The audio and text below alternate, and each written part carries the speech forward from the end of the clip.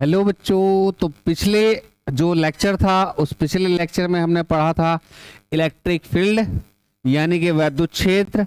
और वो वैद्युत क्षेत्र हमने पढ़ा था एकल बिंदु आवेश के कारण, अनेक बिंदु आवेश के कारण, कुछ उस पर न्यूमेरिकल्स भी हमने किए थे। आज जो हम पढ़ने जा रहे हैं एक नया टॉपिक, और टॉपिक का नाम है आवेश वितरण। टॉपिक का नाम है आवेश वितरण, यानी कि कोई आवेश है उसको हम किस तरीके से वितरित करेंगे। टॉपिक का नाम है आवेश वितरण। तो ये होगा आवेश वितरण, ठीक है। तो यहां से हम करते हैं टॉपिक की शुरुआत, और टॉपिक का नाम है आवेश वितरण। आवेश वितरण, आवेश वितरण। राशन वितरण नहीं है, आवेश वितरण। यानी कि जैसे आवेश वितरण जो है वो क्या होगा कि कोई ऑब्जेक्ट है, यानी कि कोई वस्तु है, कोई बॉडी है, और उस वस्तु को हमने कोई आवेश दिया और वो आवेश उस वस्तु पर वितरित होगा।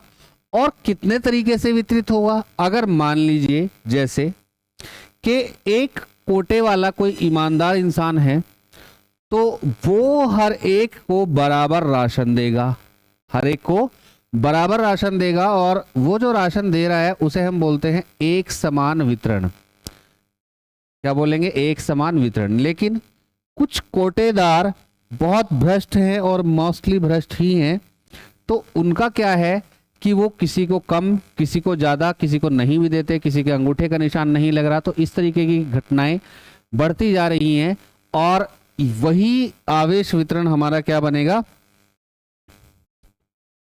असमान आवेश वितरण। वो बनेगा हमारा असमान आवेश वितरण, ठीक है। यानी कि बीच बीच में कहीं कहीं आवेश है, कहीं आवेश नहीं है।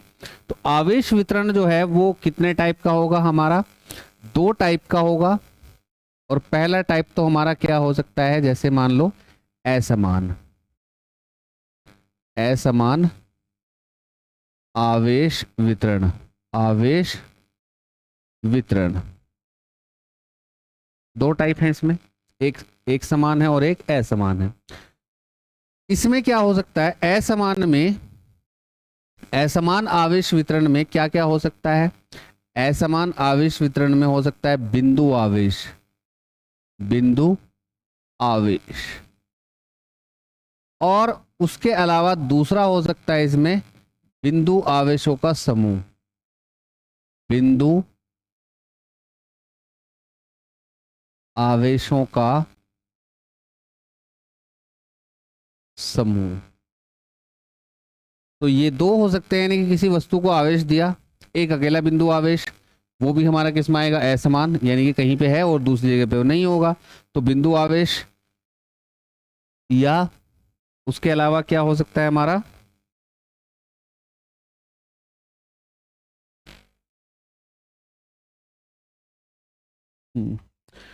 बिंदु आवेश या आवेशों का समूह। ये हमारा असमान आवेश वितरण होगा। और एक क्या होगा हमारा? यूनिफॉर्म, या इसे हम बोल सकते हैं यहां पर असतत। इसे हम क्या बोल सकते हैं? असतत आवेश वितरण बोलते हैं। असतत, डिसकंटिन्यू, असतत, असतत। या डिस्क्रीट भी बोल सकते हैं, डिसकंटिन्यू या डिस्क्रीट। तो दूसरा होगा हमारा सतत आवेश वितरण, सतत आवेश वितरण।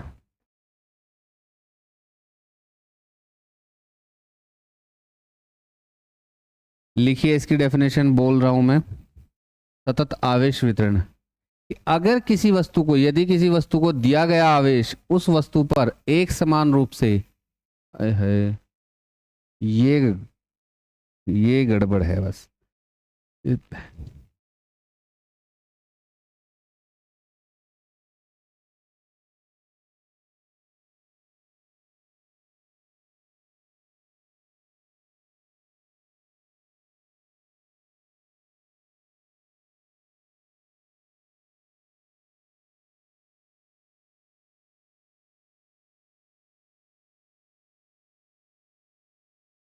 अरे यार,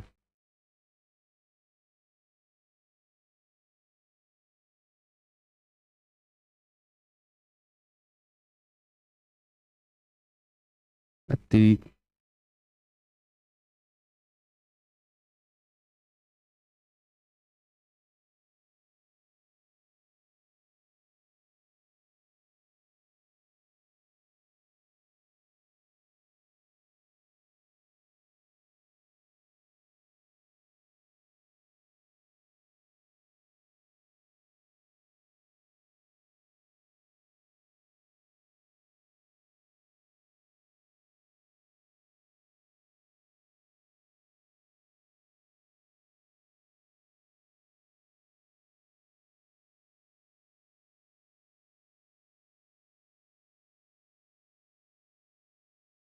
हटाओ यार, क्या बदतमीजी।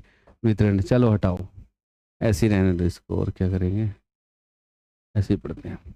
तो आवेश वितरण हमारा कितने प्रकार का होगा? एक सतत होगा, असतत आवेश वितरण है। सतत आवेश वितरण में हमारे असतत में क्या होगा? ये तो बिंदु आवेश कहीं पे बहुत सारे पड़े हुए हैं या बिंदु आवेशों का एक समूह पड़ा हुआ है, उसे हम क्या बोलते हैं? असतत आवेश वितरण। उसके बाद आता है हमारा सतत आवेश वितरण। सतत आवेश वितरण में क्या होगा? अगर किसी वस्तु को दिया गया आवेश उस वस्तु पर एक समान रूप से फैल जाता है, एक समान रूप से स्प्रेड होता है, तो उसे हम क्या बोलेंगे? सतत आवेश वितरण। यानी कि किसी वस्तु को दिया गया आवेश उस वस्तु पर अगर एक समान रूप से वितरित होता है तो उसे हम बोलते हैं सतत आवेश वितरण। और सतत आवेश वितरण के टाइप जो है वो कितने होंगे? 3 टाइप होंगे इसके, और 3 टाइप को हम पढ़ेंगे बड़े ध्यान से, क्योंकि ये बहुत इंपॉर्टेंट टॉपिक होने वाला है। और इसमें हम क्या करेंगे कि जो पहला टाइप होगा सतत आवेश वितरण का, जो पहला पॉइंट है वो होगा हमारा रेखीय आवेश वितरण। रेखीय आवेश वितरण। रेखीय आवेश वितरण। तो रेखीय आवेश वितरण में क्या होगा?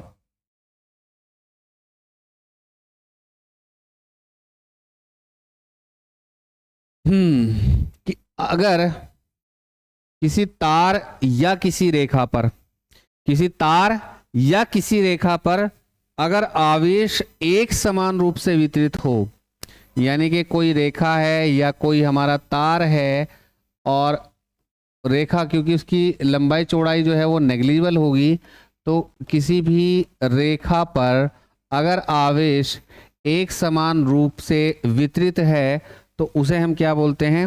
रेखीय आवेश वितरण। क्या बोलेंगे उसे?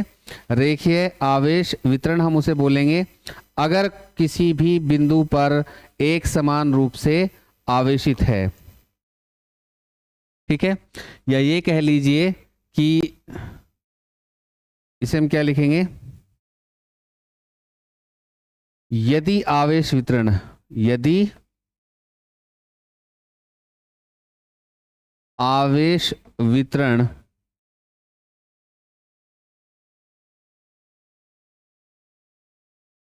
एक दिशीय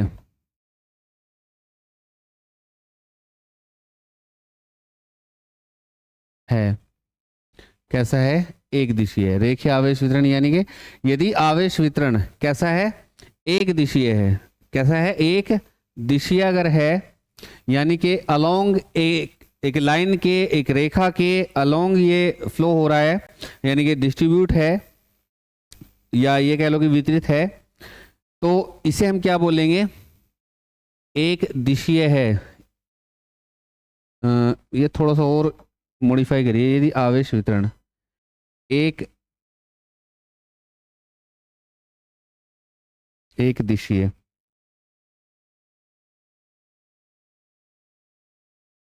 एक दिशीय रेखा या तार पर वितरित है, रेखा या तार पर वितरित है, तो इसे रेखीय आवेश वितरण, रेखीय आवेश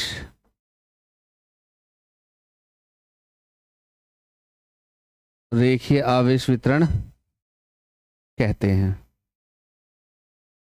अरे हट जा, रेखीय आवेश वितरण कहते हैं। अच्छा, यानी कि ये एक तार है और तार का एक छोटा सा एलिमेंट हमने यहां लिया, इसका जो चार्ज होगा वो कितना होगा, डी क्यू। कितना चार्ज होगा इसका, डी क्यू इसका चार्ज होगा। और जिस डी क्यू जो लिया है, यहां से इसकी लंबाई, एक छोटा सा एलिमेंट, इसकी लंबाई कितनी होगी, वो लंबाई कितनी है, dl। इस dl लंबाई का जो चार्ज है, क्योंकि ये इनफाइनाइट लेंथ हो सकती है, बहुत ज्यादा लंबा हो सकता है, तो बहुत ज्यादा लंबा है, या फिर कोई फाइनाइट है तो फाइनाइट का भी हम देखेंगे। इनफाइनाइट लेंथ का हम यहाँ ले रहे हैं तो टोटल चार्ज हमें नहीं पता होगा, तो हम इसमें क्या करेंगे कि इसका एक छोटा सा एलिमेंट हमने ले लिया और उस छोटे से एलिमेंट dl लंबाई के का जो चार्ज होगा वो कितना होगा, dq। अब कहानी फिर से वही कि मान लीजिए आपको क्या करना है, इस तार की वजह से एक पॉइंट P है, यहां एक चार्ज Q नोट रखा है, इस पे क्या निकालना है, यहां पर निकालना है आपको फोर्स। तो यहां फोर्स निकालना है और ये वेक्टर R है हमारा, तो यहां फोर्स कितना होगा, ये फोर्स यहां पर कितना होगा, यानी कि F हमें यहाँ कैलकुलेट करना है। F भी कैलकुलेट कर सकते हैं, E भी कैलकुलेट कर सकते हैं। इस पॉइंट P पर एक पॉइंट P है, यहाँ हम सारी चीजें कैलकुलेट कर सकते हैं। तो अब इसमें नई चीज बनेगी, आवेश वितरण में एक नई चीज बनेगी, और वो नई चीज क्या होगी, क्या बदतमीजी है,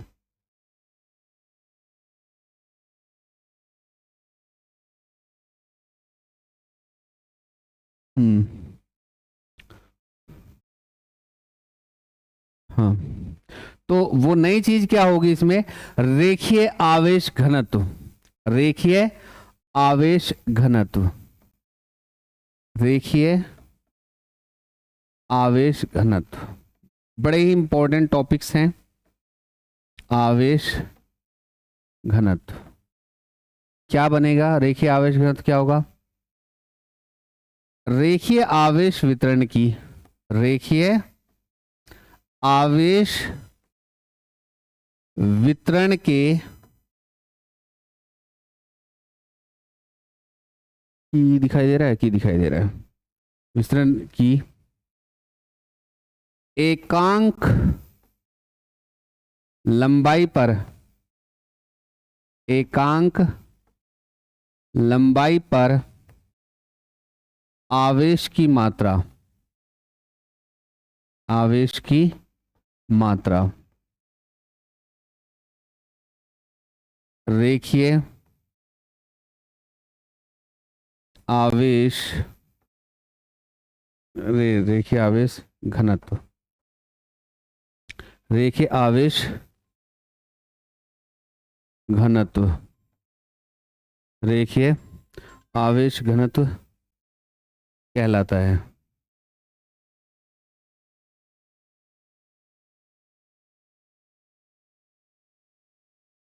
रेखीय आवेश घनत्व कहलाता है। तो एकांक लंबाई, यानी कि अगर 1 मीटर लंबा तार है, 1 मीटर लंबे तार पर जो भी आवेश होगा उसे हम क्या बोलते हैं, रेखीय आवेश घनत्व। इसे किससे प्रदर्शित करेंगे, लैम्डा से। इसे लैम्डा से प्रदर्शित करते हैं। किससे प्रदर्शित करेंगे, लैम्डा, लैम्डा, लैम्डा, एक लैम्डा है यू, इसे लैम्डा से प्रदर्शित करते हैं, इसे लैम्डा से प्रदर्शित करते हैं।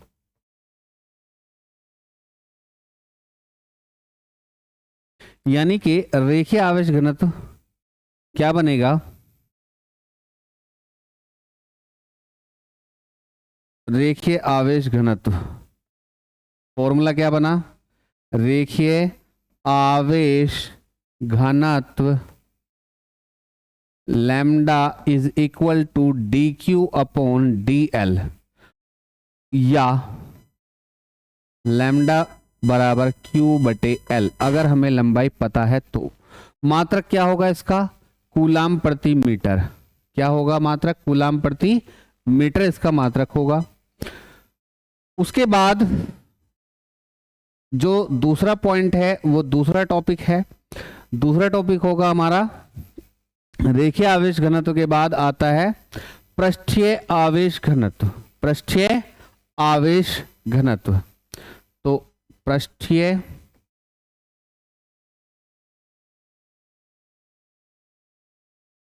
आवेश घनत्व, पृष्ठीय आवेश घनत्व। तो क्या होगा पृष्ठीय आवेश घनत्व? यानी कि कोई एक वस्तु है, उस वस्तु को हमने कोई आवेश दिया और वो उसके पृष्ठ पर, पृष्ठ यानी कि दो दिशाओं में, कहां फैल गया वो? दो दिशाओं में, यानी कि उसके टू डायमेंशनल पृष्ठ पर। कहां फैलेगा? टू डायमेंशनल पृष्ठ पर अगर फैलता है, यदि आवेश का वितरण, ठीक उसी तरीके से इसकी डेफिनेशन बनाते हैं। यदि आवेश वितरण दो दिशीय, यदि आवेश वितरण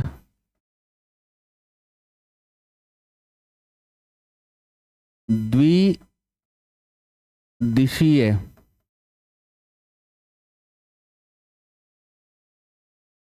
पृष्ठ पर एक समान रूप से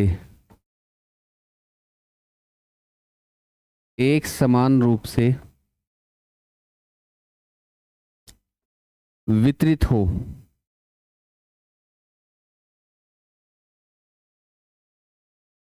एक समान रूप से वितरित हो, तो इसे क्या बोलेंगे? तो इसे पृष्ठीय आवेश घनत्व। तो क्या बोलेंगे इसको?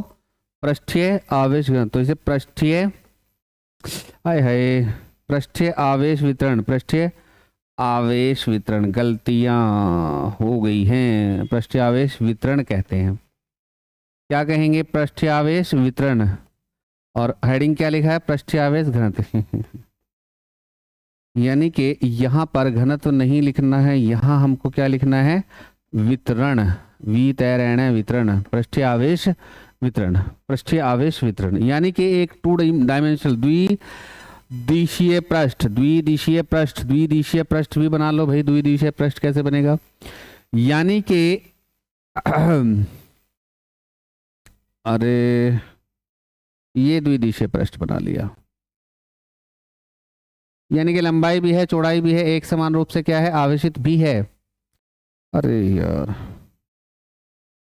चलो चलो और चलो।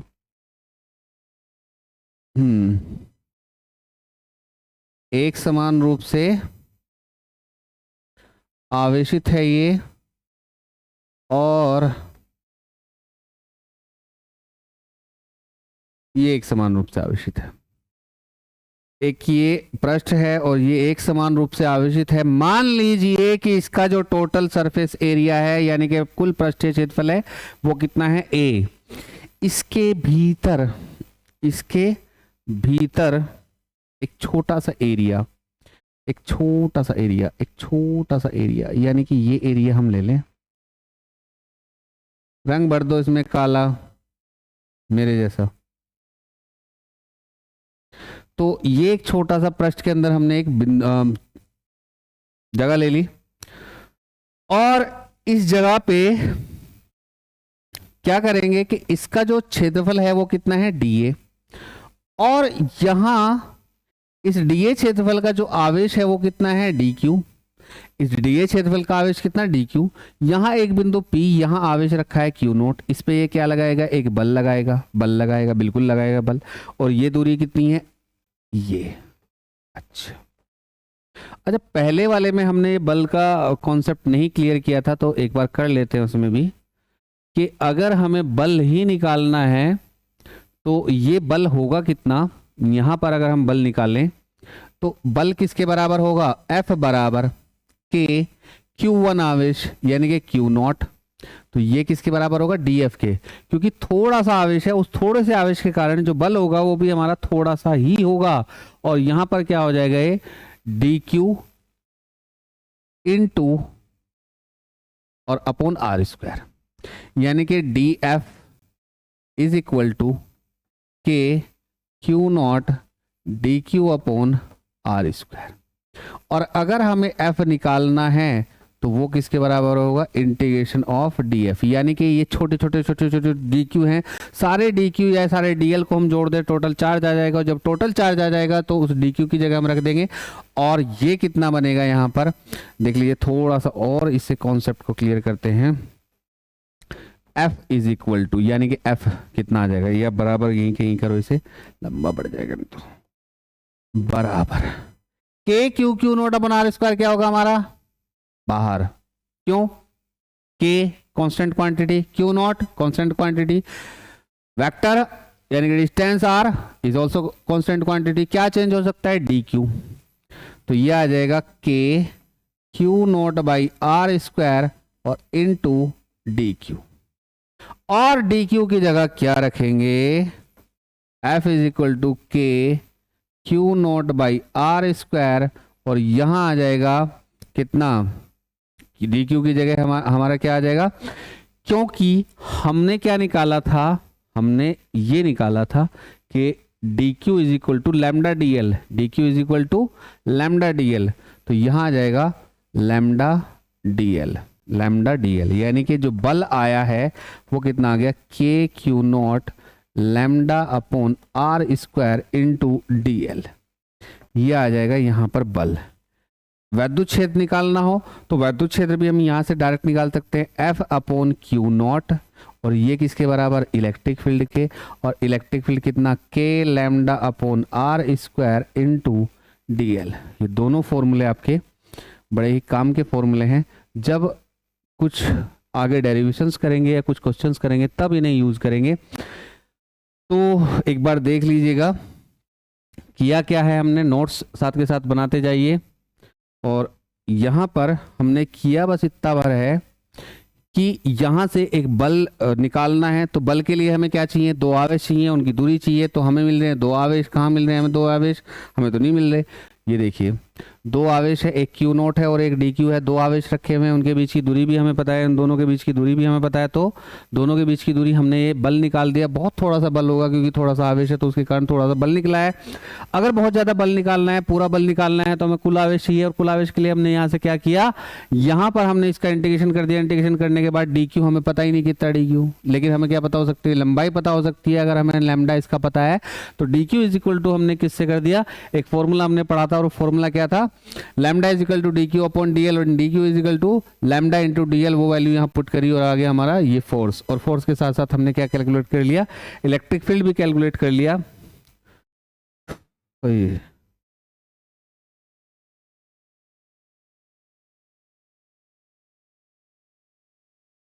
अच्छा अब आगे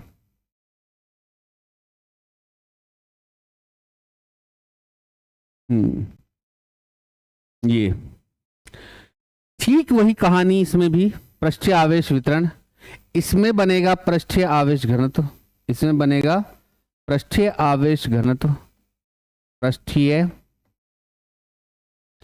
आवेश घनत्व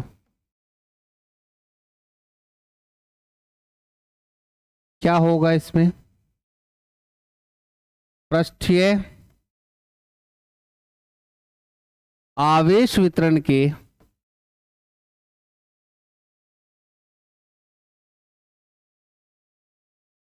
एकांक आयतन पर, अरे एकांक आयतन नहीं, एकांक क्षेत्रफल, एकांक क्षेत्रफल,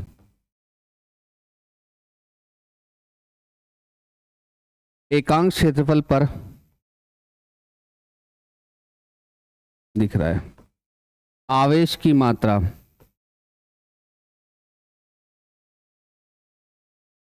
क्या होगी, जो आवेश की मात्रा है उसे हम क्या बोलेंगे, रेखीय पृष्ठीय आवेश घनत्व, पृष्ठीय आवेश घनत्व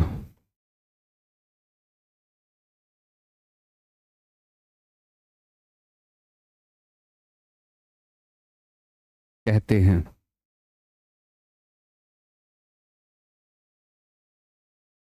पृष्ठीय आवेश घनत्व कहते हैं। किससे प्रदर्शित करेंगे? इसे। किससे प्रदर्शित करेंगे? रो सिग्मा। इसे किससे प्रदर्शित करेंगे? सिग्मा से। सिग्मा से प्रदर्शित करते हैं।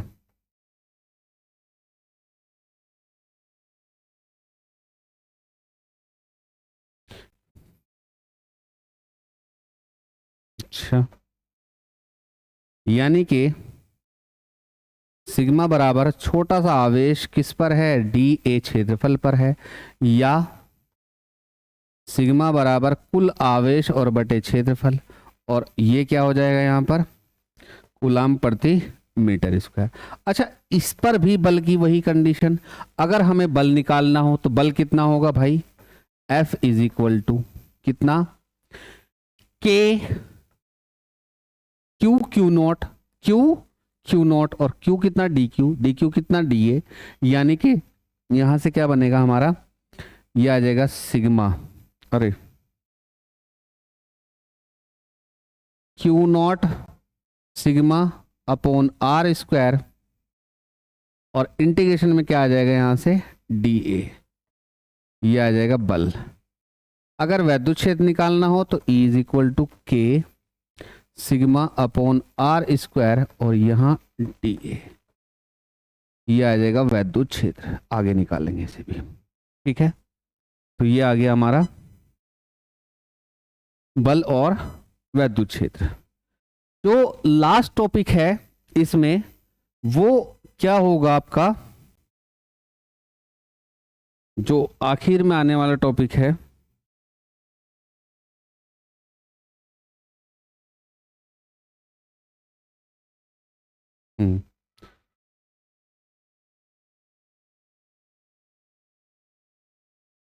ठीक है।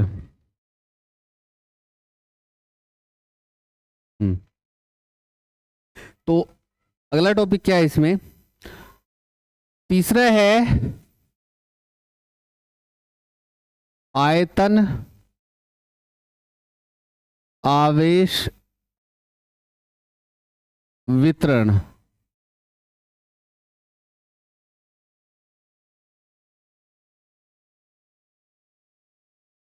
अगर, यानी कि क्या होगा?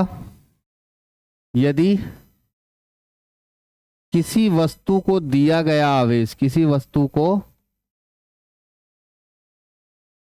दिया गया आवेश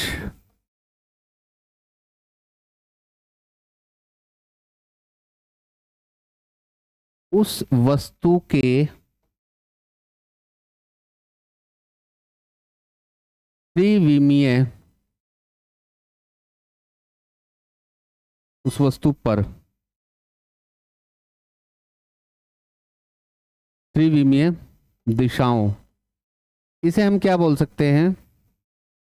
आयतन भी बोल सकते हैं। 3D होगा तो आयतन भी। त्रिविमीय दिशाओं में एक समान रूप से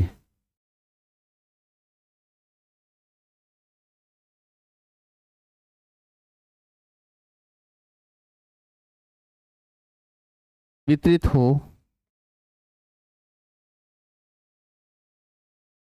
तो इसे क्या कहेंगे हम? आयतन आवेश वितरण। आयतन, आयतन आवेश वितरण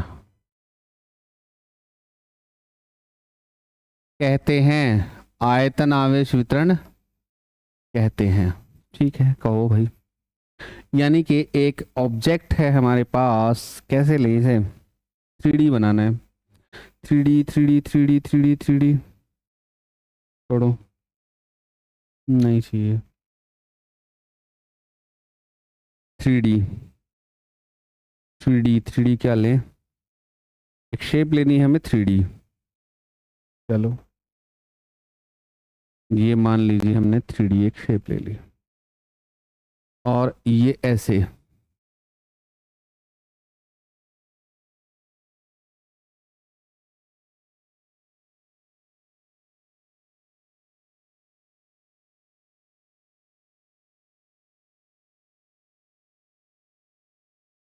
हम्म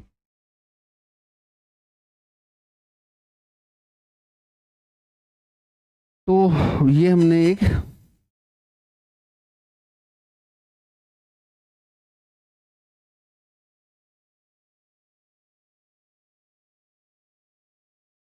एक 3D शेप ली और इस 3D शेप के अंदर क्या करेंगे, एक 3D शेप और लेंगे, बहुत छोटी सी एक 3D छोटी सी शेप हम और लेंगे। और वो कैसी होगी, ये एक छोटी सी हमने यहाँ पर ये ले लिया। यानी कि अगर हमने क्या किया कि इस पर जो आवेश है वो एक समान रूप से इस पर वितरित है। कोई भी आवेश है वो इस पर एक समान रूप से वितरित है।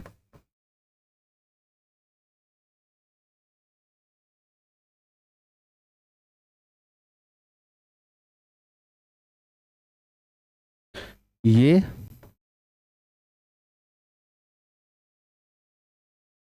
ठीक है, ये एक समान रूप से इस पर आवेश वितरित है।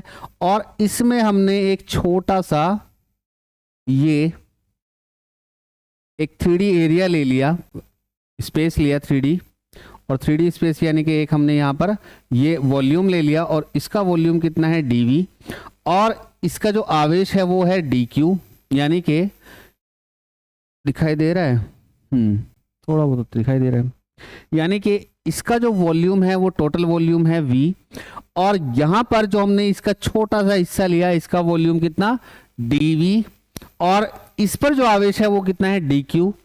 और अब यहां से क्या बनेगा, जो आवेश घनत्व बनेगा, यानी कि C हमारा पार्ट है इसका, आयतन आवेश घनत्व, आयतन आवेश घनत्व, आयतन आवेश घनत्व, आयतन आवेश घनत्व क्या होगा इसमें, आयतन आवेश घनत्व में आयतन आवेश वितरण के, आयतन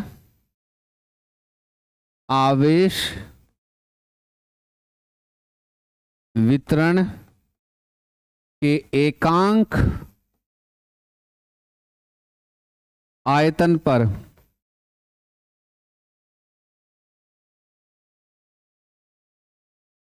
उपस्थित आवेश की मात्रा, उपस्थित आवेश की मात्रा क्या होगी, मात्रा को क्या कहेंगे, आयतन आवेश घनत्व, आयतन आवेश घनत्व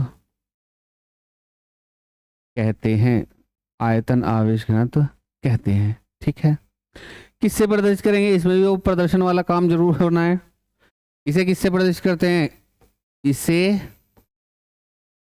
किससे प्रदर्शित करेंगे, रो से प्रदर्शित करते हैं, किससे प्रदर्शित करेंगे, रो से प्रदर्शित करते हैं।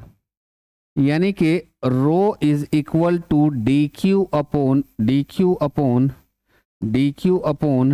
dv होगा, या rho is equal to q upon v होगा।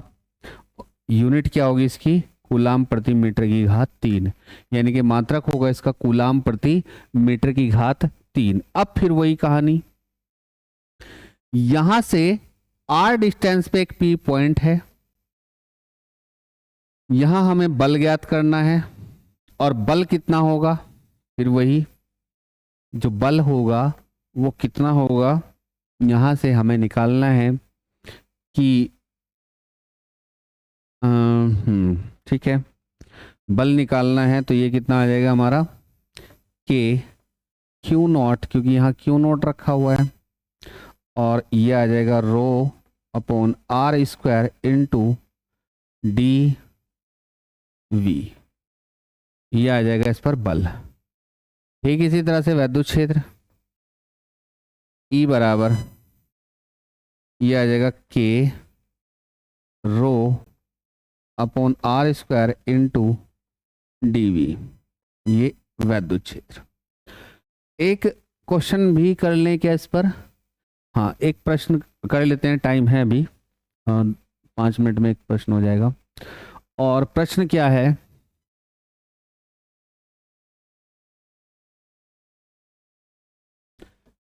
चित्र में दी गई एक छड़ के कारण P पर क्या निकालना है? वैद्युत बल व वैद्युत क्षेत्र ज्ञात कीजिए।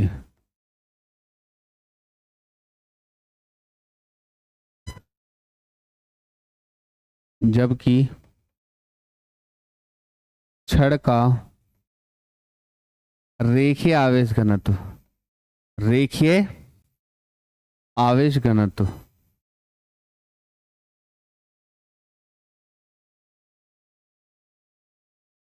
लैम्डा है। चित्र बनाओ भाई। एक चित्र दे रखा है, कैसा बना लेते चलो किसी न किसी तरीके से। तो एक रोड दे रखी है हमको,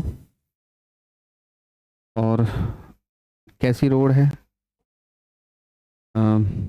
चलो यहीं से बनाते हैं, या यहाँ से बना लेते हैं। ये एक रोड है और यहाँ पर इस रोड से कुछ दूरी है, यहाँ पर एक बिंदु P है, इस बिंदु P पर कोई Q आवेश रखा हुआ है और ये एक समान रूप से आवेशित है। इसकी लंबाई L है, इसकी लंबाई L है, और इससे यहां दूरी कितनी है? R। यानी कि जो निकट वाला सिरा है A और ये B, एक छड़ है, ये एक समान रूप से आवेशित है, और इसका जो रेखीय आवेश घनत्व है वो कितना दिया हुआ है? लैम्डा दिया हुआ है। और यहां पर इस बिंदु P पर हमें क्या निकालना है? वैद्युत क्षेत्र निकालना है और ये कैलकुलेट करना है। ठीक है। अब कभी कभी ये भी हो सकता है कि इस छड़ को दिया गया जो कुल आवेश है वो कितना है? Q भी है। तो बात की बात है, पहले यहां पर करते हैं। तो हम क्या मान करके चलते हैं कि इस पर एक छोटा सा dl है, एक छोटा सा ये dl है, इस छोटे से dl पर जो आवेश है वो dq है, और इसकी बिंदु P से जो दूरी है वो किसी समय पर कितनी है? x है। किसी समय पर कितनी है? x है। अब क्या करेंगे? x दूरी है भाई, x दूरी पर हम क्या करेंगे? यहां कूलाम का नियम लगा देंगे, और कूलाम के नियम से यहां एक छोटा सा बल निकल करके आएगा, और उसी बल से हम क्या करेंगे? फिर पूरी छड़ के कारण बल निकाल लेंगे। कैसे निकालेंगे? देखिए, तो यहां पर इस पर क्या मान लिया कि माना यहां पर ये बिंदु है हमारा C, तो ये dl एक छोटा सा पार्ट है और dl पर जो आवेश है वो dq है, तो इसके कारण हमें वैद्युत क्षेत्र निकालना है। तो क्या करेंगे? यहां पर F यानी कि D, या लिख लीजिए इसे पहले, किस किसके बीच में? C तथा P के बीच बल।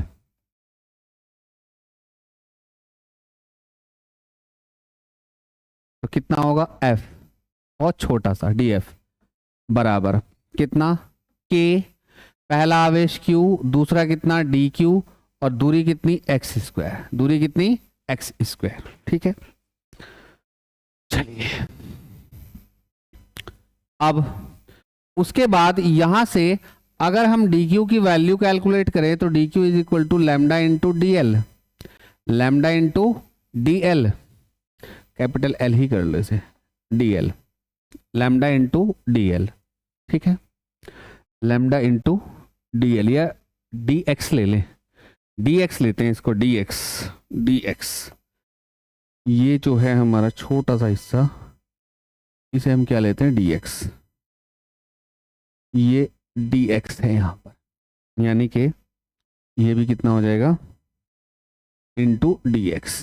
ठीक है, अब इंटीग्रेशन क्या है कि हमारा डी क्यू का होना है, लेकिन दिया हुआ है क्या यहाँ नीचे वेरिएबल x, तो दो अलग अलग वेरिएबल, इसका इंटीग्रेट करना मुश्किल है। एक बनाने के लिए हम क्या करेंगे, यानी कि एक वेरिएबल होना चाहिए, तो एक वेरिएबल के हमने डी क्यू की वैल्यू निकाल दी, और डी क्यू की वैल्यू ये कहाँ से आई, इनिशियली मैंने इस टॉपिक से पहले जो हमारा रेखीय आवेश घनत्व था उसमें बताया था लैम्डा इज इक्वल टू कितना होगा D Q upon D L, और डी एल की यहाँ मल्टीप्लाई कर दी तो ये कितना आ गया d Q is equal to lambda d l, क्योंकि हमने यहाँ डी एक्स लिया है, एक्स डिस्टेंस होने की वजह से डी एक्स लिया है, तो ये कितना आ गया यहाँ पर D F is equal to के Q lambda D x upon x square, ये आ जाएगा।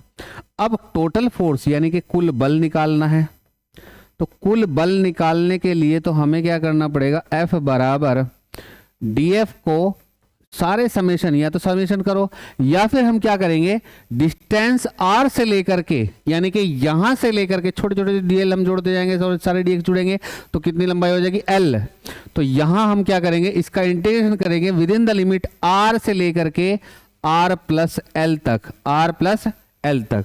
जब इसका हम इंटीग्रेशन करेंगे तो इंटीग्रेशन करने पर क्या बनेगा, एफ बराबर आर से r plus l, d f कितना होगा हमारा k Q lambda D x upon x square, f is equal to के क्यू लैम्डा बाहर आ गया, के क्यू लैम्डा बाहर, आर से लेकर के आर प्लस एल, एक्स की power -2 into D x, integration करेंगे, इंटीग्रेशन जब इसका करेंगे तो क्या होगा, F is equal to k lambda Q, और ये बचेगा 1 अपॉन एक्स, इसे करके मैं दिखा रहा हूं क्योंकि x की पावर -2 है, तो x की पावर -2 का इंटीग्रेशन होगा हमारा x की पावर -2 प्लस 1 अपॉन में कितना -2 प्लस 1, यानी कि यहां से आ गया हमारा x की पावर -1 अपॉन -1, और ये आ जाएगा -1 upon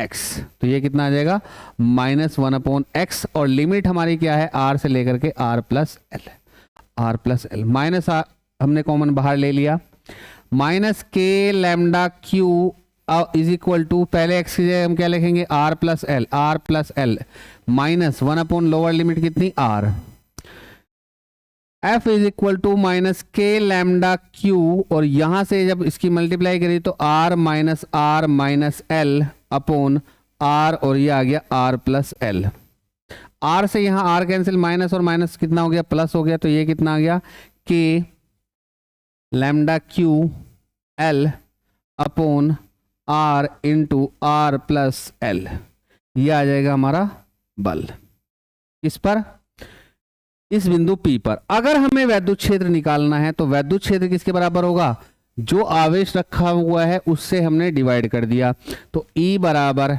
F upon q, q इसके अपॉन में लेके जाओ तो E is equal to k lambda l upon कितना होगा R into r plus l. अच्छा, अब देखो अगर मान लीजिए ये P पॉइंट बहुत ज्यादा दूर है, बहुत ज्यादा दूर मतलब बहुत ही ज्यादा दूर, तो क्या होगा, यानी कि उस केस में हम ये ले सकते हैं कि L is very less than किसके R के, और ये यहां पर L जो है बहुत ज्यादा छोटा होने की वजह से क्या होगा, इसे हम क्या ले सकते हैं, यहां पर नेग्लिजिबल ले सकते हैं, और जब हम इसे नेग्लिजिबल लेंगे तो देखो नेग्लिजिबल लेंगे L को तो 0, यहां L को L ही रहने दे, लैम्डा L किसके बराबर होगा हमारा, लैम्डा L Q के बराबर होगा, तो यहां से एक फॉर्मूला हमारा बन सकता है E इज इक्वल टू के क्यू बाई आर स्क्वायर, और ये किसके कारण है, एकल बिंदु आवेश के कारण, यानी कि ये छड़ जो है अगर बहुत ज्यादा दूर चले जाएं तो ये छड़ हमें कैसी प्रतीत होगी, ये एक बिंदु आवेश की तरह होगी, और बिंदु आवेश का यही फॉर्मूला है। तो आज ये क्लास यहीं खत्म करते हैं, आई होप कि आप लोगों को समझ आया होगा।